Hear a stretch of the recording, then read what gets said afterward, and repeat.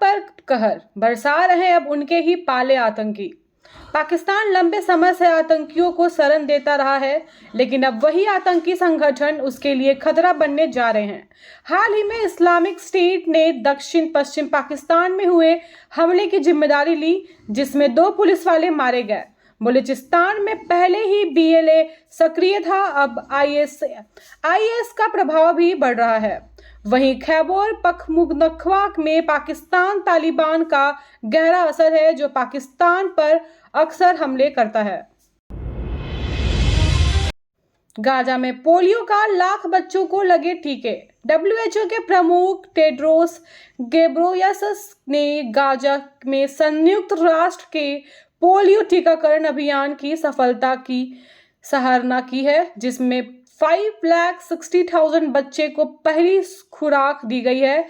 इसी बीच अल जजीरा के साथ एक इंटरव्यू में UN महासभा के प्रमुख एंटोनियो गुटेरेस ने कहा है कि अमेरिका को गाजा पर अपने हमले को खत्म करने के लिए इजराइल पर दबाव डालना चाहिए।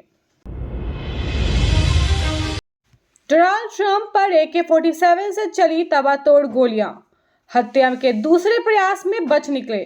पूर्व अमेरिकी राष्ट्रपति और रिपब्लिकन उम्मीदवार डोनाल्ड ट्रंप पर 2 महीने में दूसरी बार जानलेवा हमला हुआ, जिसमें वह सुरक्षित बच निकले।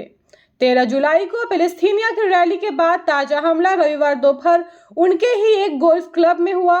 घटना के वक्त ट्रंप गोल्फ खेल रहे थे। FBI की शुरुआती जांच में इसे हत्या का प्रयास बताया गया है। हमलावर को AK-47 के साथ गिरफ्तार किया गया। ट्रंप ने बयान देकर समर्थकों से अफवाहों पर ध्यान न देने की अपील की। संदिग्ध हमलावर का बेटा ने कहा, पिता को डोनाल्ड ट्रंप से नफरत था। डोनाल्ड ट्रंप पर हुए हमले के आरोपी एयान बेलेस ने रूथ के बेटे ओरान रूथ ने कहा कि उसके पिता ट्रंप से नफरत करते थे, लेकिन वह ऐसा हमला नहीं कर सकते। 35 वर्षीय ओरान ने मीडिया से बातचीत में अपने पिता का बचाव किया।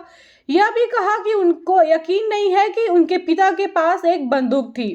ट्रंप ने कहा कि वह सुरक्षित हैं, जबकि एयान को हिरासत में लिया गया है।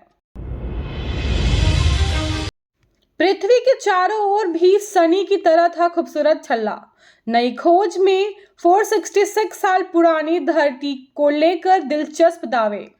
शनि ग्रह के चारों ओर के रिंग को सौरमंडल की सबसे खूबसूरत चीजें में से एक माना जाता है।